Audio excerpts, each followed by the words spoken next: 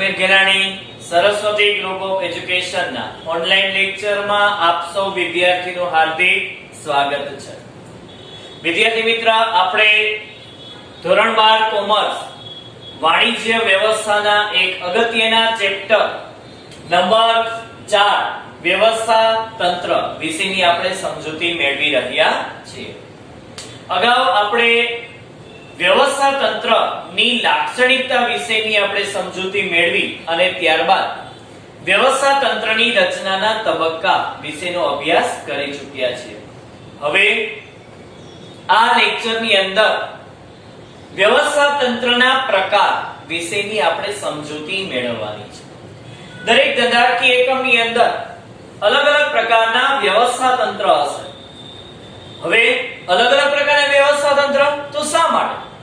તો કે એ વ્યવસ્થા તંત્રના જે આપણને 5 જે પ્રકાર આપેલા છે એમાંથી કોઈ એક વ્યવસ્થા તંત્રનો પ્રકાર આપણે પસંદ કરવાનો છે। પણ કઈ રીતે પસંદ કરીશું? તો કે વ્યવસ્થા તંત્ર જ્યારે ધંધાકીય એકમની અંદર અમલમાં મૂકવામાં આવે ત્યારે ધંધાનું કદ, એમનું સ્વરૂપ, એમનો પ્રકાર, આ બધી જ બાબતો વ્યવસ્થા તંત્રના કોઈ એક પ્રકારની પસંદગી કરતી વખતે ધ્યાનમાં લેવામાં આવે છે। હવે એ કદ, પ્રકાર અને સ્વરૂપને ધ્યાનમાં રાખીને જે વ્યવસ્થા તંત્ર આપણે એમાંથી અપનાવવાના છે એમાં ટોટલ 5 પ્રકાર આપેલા છે। પહેલા સૌપ્રથમ આપણે 5 જે પ્રકાર આપેલા છે એમના નામ આપણે જાણીશું। પહેલો જે પ્રકાર આપ્યો છે જેનું નામ આપ્યું છે રૈખિક વ્યવસ્થા તંત્ર, લાઇનર ઓર્ગેનાઇઝેશન। સેકન્ડ આપેલ છે કાર્ય અનુસાર વ્યવસ્થા તંત્ર, ફંક્શનલ ઓર્ગેનાઇઝેશન। થર્ડ વૈધિક વ્યવસ્થા તંત્ર, ફોર્મલ ઓર્ગેનાઇઝેશન। અવૈધિક વ્યવસ્થા તંત્ર, informal organisation. And the last શ્રેણિક વ્યવસ્થા તંત્ર, મેટ્રિક્સ ઓર્ગેનાઇઝેશન। આ જે 5 પ્રકાર આપ્યા છે, 5 પ્રકારની અલગ અલગ લાક્ષણિકતાઓ છે। એમાં પહેલા સૌપ્રથમ આજે રૈખિક વ્યવસ્થા તંત્ર વિશેની આપણે સમજૂતી મેળવીશું। હવે રૈખિક વ્યવસ્થા તંત્રની આપણે અર્થ સમજવાનો છે, એમની રચના સમજવાની છે, એમની આકૃતિ સમજવાની છે અને આકૃતિ ઉપરથી એની સમજૂતી સમજવાની છે। ફર્સ્ટ ઓફ ઓલ આપણે રૈખિક વ્યવસ્થા તંત્રનો અર્થ સમજીએ। મિત્રો, જે તમને પોઈન્ટ્સ લખ્યા છે એ એકદમ શોર્ટમાં પોઈન્ટ લખેલા છે। આ પોઈન્ટ ખાલી તમારે યાદ રાખવાના છે અને આ પોઈન્ટ લખીશો એટલે આખો એનો અર્થ થઈ જશે। જો પહેલો પોઈન્ટ તમને કીધો છે કે રૈખિક વ્યવસ્થા તંત્ર એ કેવું છે? તો કે સરળ અને પ્રાચીન છે। સરળ અને પ્રાચીન એટલા માટે કે સદીઓ પહેલા જે ધંધાકીય એકમો હતા અને એમાં જે વ્યવસ્થા તંત્ર અપનાવવામાં આવતું હતું એમાં પહેલું સૌપ્રથમ રૈખિક વ્યવસ્થા તંત્ર અપનાવવામાં આવતું હતું। એ સિવાયના બીજા આપણી પાસે કોઈ પ્રકાર જ ન હતા। લાઇન ઓર્ગેનાઇઝેશન જોવા મળતું સીધી રેખામાં। કેવી રીતે કે આપણે ડિટેલ જોશું। પહેલું કીધું આ વ્યવસ્થા તંત્ર સૌથી સરળ અને પ્રાચીન છે। બીજો પોઈન્ટ કીધું આ વ્યવસ્થા તંત્રનો ઘણા વર્ષોથી લશ્કરી ક્ષેત્રે ઉપયોગ થતો આવ્યો છે। યુદ્ધના મેદાનની અંદર જ્યારે યુદ્ધ કરવા માટે જાય છે ત્યારે બંને પક્ષોએ જેની વ્યૂહરચનાઓ ઘડેલી હોય છે એ આ ટાઈપની વ્યૂહરચના જોવા મળશે। ઘણા વર્ષોથી આ લશ્કરી ક્ષેત્રની અંદરમાં આપણે ઘણા બધા પિક્ચર જોઈએ છે। બોર્ડર પિક્ચર જોયું છે, બાહુબલી પિક્ચર જોયું છે। તો આવા ઘણા બધા પિક્ચરોની અંદર પણ રૈખિક વ્યવસ્થા તંત્ર તમને જોવા મળશે। એટલે આ વ્યવસ્થા તંત્રને લશ્કરી વ્યવસ્થા તંત્ર તરીકે પણ ઓળખવામાં આવે છે। ત્રીજો પોઈન્ટ આ વ્યવસ્થા તંત્રની અંદર સત્તાનું કેન્દ્રીકરણ જોવા મળે છે। હવે કેન્દ્રીકરણ એટલે શું? એ તો આપણે ચેપ્ટર 3 ની અંદરમાં ભણી ગયા છીએ। કેન્દ્રીકરણ અને વિકેન્દ્રીકરણ। કેન્દ્રીકરણ એટલે એક જ જગ્યાએ બધી જ સત્તા આપવી અને વિકેન્દ્રીકરણ એટલે જુદી જુદી જગ્યાએ જુદા જુદા કાર્ય પ્રમાણે સત્તા આપવી. તો આ વ્યવસ્થા તંત્રની અંદર સત્તાનું કેન્દ્રીકરણ છે. એક જ જગ્યાએ આખા વિભાગની સત્તા આપવામાં આવી છે. આકૃતિ મેં દોરી છે એટલે આકૃતિની સાથે સાથે જ આપણે સમજતા જશું. જો અહીંયા આપ્યો છે ઉત્પાદન વિભાગ. તો ઉત્પાદન વિભાગ જે આખો વિભાગ જે છે એ વિભાગની સંપૂર્ણ સત્તા એક જ વ્યક્તિને આપવામાં આવે છે. એ જ રીતે વહીવટી વિભાગને વહીવટી વિભાગની અને વેચાણ વિભાગને વેચાણ વિભાગની સંપૂર્ણ સત્તા આપવામાં આવે છે. ઓકે, એક સિમ્પલ ઉદાહરણ તમને આપું કે આપ વિદ્યાર્થીઓ છો એટલે સ્વાભાવિક છે કે સ્કૂલ ઓર્ગેનાઇઝેશનની અંદરમાં 3 ડિપાર્ટમેન્ટ જોવા મળતા હોય. Science department, arts department and commerce department. અથવા અલગ અલગ માધ્યમ હોય, ગુજરાતી એન્ડ ઇંગ્લિશ માધ્યમ. તો આવા અલગ અલગ ડિપાર્ટમેન્ટ હોય અને એ ડિપાર્ટમેન્ટની સંપૂર્ણ સત્તા જે તે વિભાગના અધિકારીને સોંપવામાં આવે. હવે જો સાયન્સ વિભાગના જે અધિકારી છે એને કોમર્સના કોઈ લેક્ચર કે તેની સાથે કઈ કનેક્ટ નથી, એ જ રીતે કોમર્સના જે કઈ વિભાગીય અધિકારી છે તેને સાયન્સ સાથે કનેક્ટ નથી. તો અહીંયા વિભાગને મહત્વ આપે છે એટલે એક જ જગ્યાએ સાયન્સની બધી સત્તા સાયન્સ ડિપાર્ટમેન્ટને, કોમર્સની સત્તા બધી કોમર્સ ડિપાર્ટમેન્ટને. એક જ જગ્યાએ સત્તા આપી એટલે શું કહેવામાં આવે? કેન્દ્રીકરણ. સત્તા અને જવાબદારીની સોંપણી સીધી રેખામાં જોવા મળે છે. કેવી રેખામાં? સીધી, આડકતરી નહીં, સીધી. કેવી રીતે? આકૃતિ પરથી જોઈ શકીએ છીએ. સત્તા સર્વોચ્ચ કોની પાસે છે? સંચાલક મંડળ પાસે છે. ધીમે ધીમે ધીમે સત્તા ક્યાં આવતી જાય છે? ઉપરથી નીચે. તો જો મેં લખ્યું છે સત્તા ઉપરથી નીચે આવે છે. જવાબદારી પણ એક સીધી રેખા જ છે, પણ કેવી રીતે જાય છે? નીચેથી ઉપર. આપણને કોઈ કામ સોંપે તો ઉપરથી નીચે આવે. કામ સોંપ્યું ઉપરથી નીચે. ઈ કામનો આપણે જવાબ આપવાનો હોય, રિપોર્ટ કરવાનો હોય, રિપોર્ટિંગ આપવાનું હોય આપણા હેડને, તો નીચેથી ઉપર. તો બે માર્ગ ઉપરથી નીચે અને નીચેથી ઉપર. એ સીધી રેખામાં જ છે. તો એમ કહી શકાય કે સત્તા અને જવાબદારીની સોંપણી સીધી રેખામાં થાય છે. મેં લખ્યું છે જો સત્તા ક્યાંથી ક્યાં થાય છે મિત્ર? ઉપરથી નીચે. જે આકૃતિમાં મેં તમને બતાવ્યું છે. એ જ રીતે જવાબદારી ક્યાંથી ક્યાં થાય છે મિત્ર? નીચેથી ઉપર, નીચેથી ઉપર. ડન. હવે જો અહીંયા તમને એક છેલ્લો પોઈન્ટ આપ્યો છે કે ઉચ્ચ સ્થાને સત્તા સૌથી વધુ હોય. આકૃતિમાં જુઓ, આ ઉચ્ચ સ્થાન કહેવાય, આ નિમ્ન સ્થાન કહેવાય, આ મધ્ય કહેવાય. તો ઉચ્ચ સ્થાને તો સ્વાભાવિક જ છે કે આખા એકમની સમગ્ર એકમની સત્તા એના હસ્તક હોય. તો અહીંયા ઉચ્ચ સત્તા હોય અને અહીંયા ઓછી સત્તા હોય. તો ઉચ્ચ સપાટીએ સૌથી વધુ, તો અહીં લખ્યું છે ઉચ્ચ સ્થાને સત્તા સૌથી વધુ અને નિમ્ન સ્થાને સત્તા સૌથી ઓછી. ઓકે, આ થયો તમારો રૈખિક વ્યવસ્થા તંત્રનો અર્થ. સિમ્પલ, સરળ અને પ્રાચીન.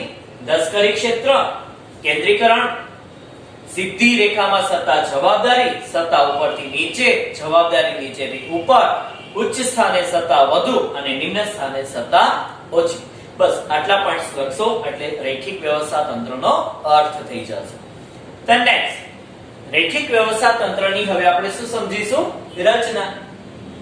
આખી આ જે રૈખિક વ્યવસ્થા તંત્ર જે આપણે દોર્યું છે એની રચના કેવી રીતે થાય છે જોઈએ આપણે. પહેલા તો સૌપ્રથમ આ તમારો સમગ્ર ધંધાકીય એકમ છે. તો પહેલા તો સૌપ્રથમ સમગ્ર ધંધાકીય એકમને જુદા જુદા વિભાગોમાં શું કરી નાખવાના? વહેંચી નાખવાના. અલગ અલગ ડિપાર્ટમેન્ટ પાડી દો. પહેલું કામ એ કરું. ઓકે, ડિપાર્ટમેન્ટ પાડ્યા. હવે એ ડિપાર્ટમેન્ટ વાઇઝ એ ડિપાર્ટમેન્ટ સંભાળી શકે એવા અધિકારીની શું કરી લ્યો મિત્ર? નિમણૂક કરી લ્યો. આખો વિભાગ સંભાળી શકે એવા કોઈ વ્યક્તિની નિમણૂક કરો. ઓકે, નિમણૂક કરી. નિમણૂક કર્યા પછી એ વિભાગીય અધિકારીને એ વિભાગની સંપૂર્ણ શું સોંપી દો? સત્તા આપી દો. એટલે પોતાના વિભાગની તમામ કામગીરી એ હાથ ધરી શકે. તો સત્તાને જવાબદારી સોંપી. The next, આ વ્યવસ્થા તંત્રની જે રચના છે એ કાર્યને આધારે નહીં, કામને આધારે નથી કરી. કોના આધારે કરી છે? વિભાગને આધારે. કોના આધારે મિત્ર? વિભાગને. તો આમાં કોને મહત્વ આપ્યું? વિભાગને મહત્વ આપ્યું. એટલે કે બીજું નામ કેવું હોય તો આપણે શું કહી શકીએ છીએ? વિભાગીય વ્યવસ્થા તંત્ર તરીકે ઓળખવામાં આવે છે. જો મિત્ર એકદમ ઈઝી છે ને, ખાલી 3 સ્ટેપ આપ્યા છે રચના માટે. આખું સમગ્ર ધંધાકીય એકમ છે એને પેલા વિભાગ કરનાર. ડન. ચાલો વિભાગ કરી નાખ્યા. હવે એ વિભાગ પ્રમાણે અધિકારીની નિમણૂક કરી નાખો. અધિકારીની નિમણૂક કરી, અધિકારીની નિમણૂક કરીને અધિકારીને આખા વિભાગની શું સોંપી દો? સત્તા. એટલે તમારી આખી આ વ્યવસ્થા તંત્રની રચના થઈ ગઈ. અને આ એકમની અંદરમાં જે વિભાગ એને આપ્યો છે તો એ વિભાગની સંપૂર્ણ સત્તા એના હાથમાં છે, તો જવાબ એને જ આપવાનો. પણ પછી કામ ગમે એટલા હોય, કામ પ્રમાણે વ્યક્તિની નિમણૂક નથી કરી, વિભાગ પ્રમાણે કરી છે. અને વિભાગ દીઠ એક વ્યક્તિ છે. કામ 7 હોય તો 7 એ વ્યક્તિએ જ કામ કરવાના થાય. એટલે અહીં વિભાગને મહત્વ આપ્યું છે, એટલે એને વિભાગીય વ્યવસ્થા તંત્ર તરીકે ઓળખવામાં આવે છે. ડન મિત્રો. રચના, વિભાગો પાડ્યા, નિમણૂક કરી વ્યક્તિની, એ વ્યક્તિને સત્તા આપી દીધી, કાર્યને મહત્વ ન આપ્યું, વિભાગને મહત્વ આપ્યું, એટલે એનું નામ આપ્યું વિભાગીય વ્યવસ્થા તંત્ર. ડન. એકદમ છે ને ઈઝી મિત્રો. નેક્સ્ટ જોઈએ. હવે આપણે એની આકૃતિ આપણે જોવાની છે. આકૃતિ તમારા અહીંયા જે બોર્ડ ઉપર આપેલી જ છે, દોરેલી જ છે. આકૃતિની અંદરમાં ફર્સ્ટ ઓફ ઓલ ઉચ્ચ સ્થાન, મધ્ય સ્થાન અને નિમ્ન સ્થાન, પહેલા તો 3 ડિવાઈડ કરી નાખીએ, 3 પાર્ટ કરીએ. આ ઉચ્ચ સ્થાન, આ મધ્ય સ્થાન અને આ નિમ્ન સ્થાન. એટલે આકૃતિ યાદ છે મિત્ર? કઈ? સંચાલન માળખાની સપાટી વાળી. અહીં ખાલી ડ્રો કરી દઉં છું, તમને ધ્યાન રાખજો.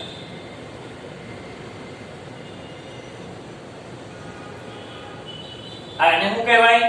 ઉચ્ચ સપાટી. આને મધ્ય સપાટી, આને નિમ્ન સપાટી. ડન. તો આને મેં 3 પાર્ટ જ કરી નાખ્યા છે. જો ઉચ્ચ એટલે આવડા 2 પાર્ટ થયા, મધ્ય એટલે વચ્ચેનો પાર્ટ થયો, નિમ્ન એટલે છેલ્લો પાર્ટ થયો. ઓકે.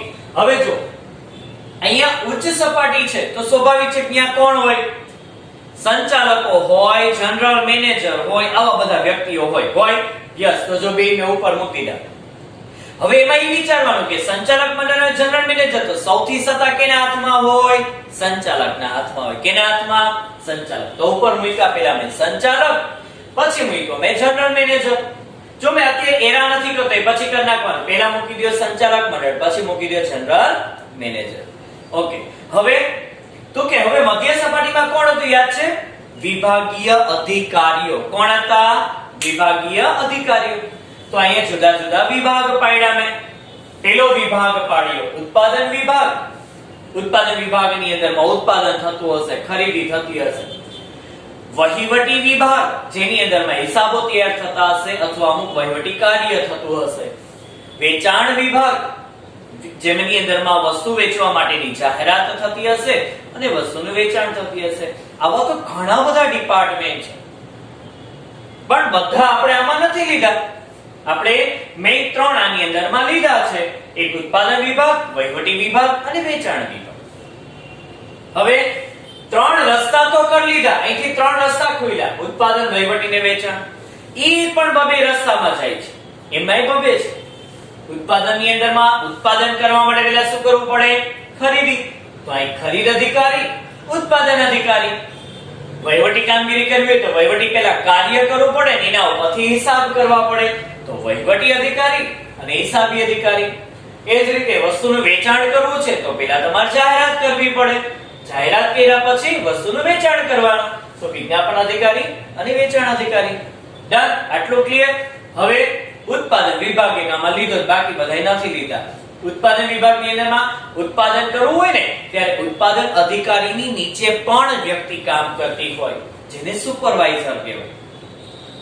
સુપરવાઇઝર નીચે ફોરમેન કામ કરતી હોય અને એની નીચે સૌથી નીચે છેલ્લે કામદાર હોય.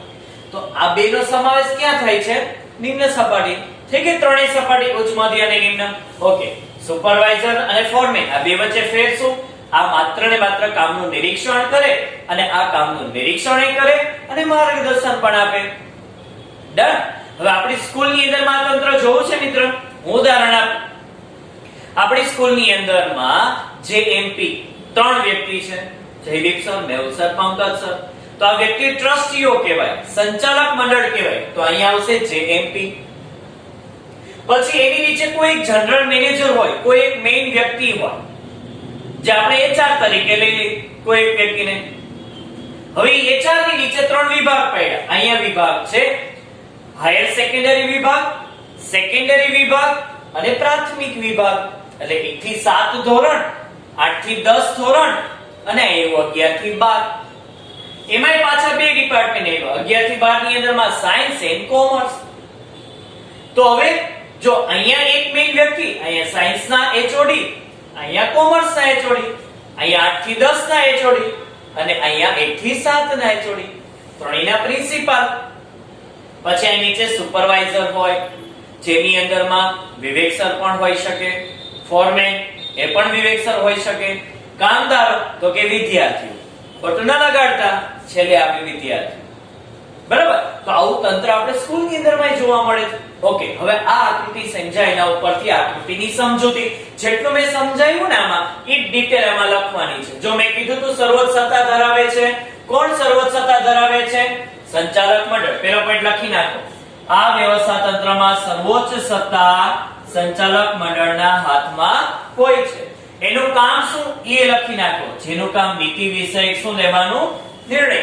આપણે એકમના હેતુ નક્કી કર્યા છે ને, એ હેતુને શું કરવાના છે? સિદ્ધ. તો એને સિદ્ધ કરવા માટે અમુક પ્રકારના શું લીધા હશે? નિર્ણય. હવે એ જે નિર્ણય લીધા છે એ નિર્ણય સંચાલક ફોલો નથી કરતા. કોની પાસે કરાવડાવે છે? General manager. દેખાય છે? યસ. જનરલ મેનેજરનું કામ શું? તો કે ઉચ્ચ સપાટી એટલે કે ઉચ્ચ સંચાલકો પાસેથી નીતિ વિષયક નિર્ણય લેવાનો. તો આ લેવું સંચાલક મંડળ પાસેથી જરૂરી સત્તા મેળવે છે. ઓકે, આ જનરલ જે મેનેજર છે એ કોના જેવું સ્થાન ધરાવે છે? તો કે વહીવટી અધિકારી તરીકે. એ એમના નીચેના તમામ વ્યક્તિઓને વહીવટી કામગીરી સોંપી આપશે. એટલે એ કોના જેવું સ્થાન ધરાવે છે? વહીવટી અધિકારી. આ VSQ માં પણ પ્રશ્ન આપને પૂછાઈ શકે છે. જે સંચાલક મંડળ દ્વારા એટલે કે આના દ્વારા જે કાંઈ લેવાયેલા નીતિ વિષયક નિર્ણયો છે એ કોની પાસે પાલન કરાવશે? વિભાગીય અધિકારીઓ પાસે. જો આ બધા છે વિભાગીય અધિકારીઓ પાસે પાલન કરાવશે. કોણ? General manager. નેક્સ્ટ, ઉપર દર્શાવેલ ચાર્ટમાં હવે આકૃતિનું વિવરણ કરી નાખું. ચાર્ટમાં વ્યવસ્થા તંત્રમાં 3 વિભાગ દેખાય છે. ઉત્પાદન વિભાગ, વેચાણ વિભાગ અને વહીવટી વિભાગ છે. ઉત્પાદન વિભાગ, વેચાણ વિભાગ અને વહીવટી વિભાગ 3 વિભાગમાં વહેંચવામાં આવેલું. પોઈન્ટ લખો. ઓકે, એ ત્રણેય વિભાગની અંદરમાં મહત્વના કાર્ય તરીકે મેં કોને લીધા છે? તો કે ખરીદ, વેચાણ અને ઉત્પાદન. ખરીદ, વેચાણ અને ઉત્પાદન ત્રણેયની અંદરમાં અલગ અલગ કાર્યને મહત્વ આપી દીધા. ઓકે, આ વ્યક્તિઓ પોતાના જ વિભાગ પૂરતા જવાબદાર છે. જો આ વ્યક્તિ છે એ જે ઉત્પાદન અધિકારી છે એ ખાલી માત્ર ને માત્ર પોતાના જ વિભાગ માટે જવાબદાર છે, આમાં જવાબદાર નથી. શું કામ? મેં હમણાં કીધું હતું, સાયન્સના જે એચઓડી છે સાયન્સના જ કામ સાથે મહત્વ ધરાવે છે, એને કોમર્સ સાથે કઈ કનેક્ટ નથી. તો દરેક વિભાગીય અધિકારી પોતાના વિભાગ પૂરતા જ જવાબદાર છે. આ અધિકારીઓના હાથ નીચે કોણ કોણ કામ કરે છે? સુપરવાઇઝર, ફોરમેન અને કારકુન. કોણ કામ કરે છે? સુપરવાઇઝર, ફોરમેન, કારકુન. તો જો અહીંયા લખી શકાય, અહીં કોણ હોય? કારકુન એટલે કર્મચારી. બરાબર? અહીં કોણ હોઈ શકે? કારકુન હોઈ શકે એટલે કર્મચારી. એના નીચે બધા કામ કરતા હશે બધા વ્યક્તિઓ? તો કે હા. તો કે હિસાબી નીચે કોણ હોઈ શકે? તો કે કારકુન હોઈ શકે એટલે કે કર્મચારી. બીજું નામ કેવું હોય તો કહી શકાય. વિજ્ઞાપન તો કે કોણ કરતું હશે? તો કે કર્મચારી કરતું હશે. વેચાણ કોણ કરતું હશે? તો કે સેલ્સમેન કરતું હશે. કોણ? અહીંયા કર્મચારી ન લખાય, વસ્તુનું વેચાણ કરીને શું કહેવાય? સેલ્સમેન કહેવાય. તો આ બધાના અધિકારી નીચે સુપરવાઇઝર, ફોરમેન, કારકુન વગેરે જેવા કર્મચારીઓ કામ કરે છે. ડન. અને ફોરમેન ના હાથ નીચે પાછું કોણ કામ કરે છે? તો કે કામદાર. ફોરમેન ના હાથ નીચે કામદાર કામ કરે. મેં આ જ આકૃતિનું વિવરણ આની અંદરમાં લખ્યું છે. ડન. પેલા 3 વિભાગ પડ્યા, ત્રણેય વિભાગની અંદર અલગ અલગ કાર્યને મહત્વ આપ્યા. એના નીચે અલગ અલગ વ્યક્તિઓ આ બધા કારકુન સુપરવાઇઝર બધા કામ કરે છે. સુપરવાઇઝર નીચે ફોરમેન છે, કારકુન છે, કર્મચારી કામ કરે છે અને ફોરમેન ની નીચે કામદારો કામ કરે છે. આ થઈ ગઈ તમારી આકૃતિ ઉપરથી એની રચના. અને છેલ્લે કહે છે કે આ વ્યવસ્થા તંત્ર ક્યાં ઉપયોગી છે? 1 માર્કનો પ્રશ્ન પૂછાઈ શકે. તો કે આ વ્યવસ્થા તંત્ર જ્યાં કદ ધંધાનું નાનું હોય, જ્યાં એકદમ નીતિ નિયમો ઉપર કામ આધારિત હોય અને જ્યાં કંટ્રોલ અંકુશ સૌથી વધારે રાખવાનું હોય, તેમજ ધંધાનું કાર્યક્ષેત્ર મર્યાદિત હોય. એટલે કે ધંધો નાનો હોય ત્યાં વ્યવસ્થા તંત્ર અપનાવાય છે. કાર્યક્ષેત્ર પૂરતું રાજ્ય પૂરતું મર્યાદિત હોય તો એની અંદરમાં વ્યવસ્થા તંત્ર અપનાવાય છે. અને એકદમ ઝીણવટપૂર્વક અને બારીકાઈથી કામ થતું હોય એટલે સ્વાભાવિક છે ત્યાં શિસ્ત જરૂરી છે અને અંકુશ પણ રિક્વાયરમેન્ટ છે. તો આ 4 શબ્દ લખો: કદ નાનું હોય, શિસ્ત હોય, અંકુશ હોય અને કાર્યક્ષેત્ર મર્યાદિત હોય. ત્યાં આ વ્યવસ્થા તંત્ર અપનાવવામાં આવે છે. તો વિદ્યાર્થી મિત્ર, આપણે આ લેક્ચરની અંદરમાં વ્યવસ્થા તંત્રના પ્રકાર, રેખિક વ્યવસ્થા તંત્રનો અર્થ, એમની રચના, એમની આકૃતિ અને એમની આકૃતિ ઉપરથી એની સમજૂતી વિશેની આપણે સમજૂતી મેળવી છે. આ પ્રશ્ન આપણે પરીક્ષાની અંદરમાં 3 માર્કની અંદરમાં પૂછાઈ શકે છે અથવા 5 માર્કની અંદરમાં પૂછાઈ શકે છે. તો આટલો જવાબ આપણે લખવો અનિવાર્ય રહેશે. આભાર.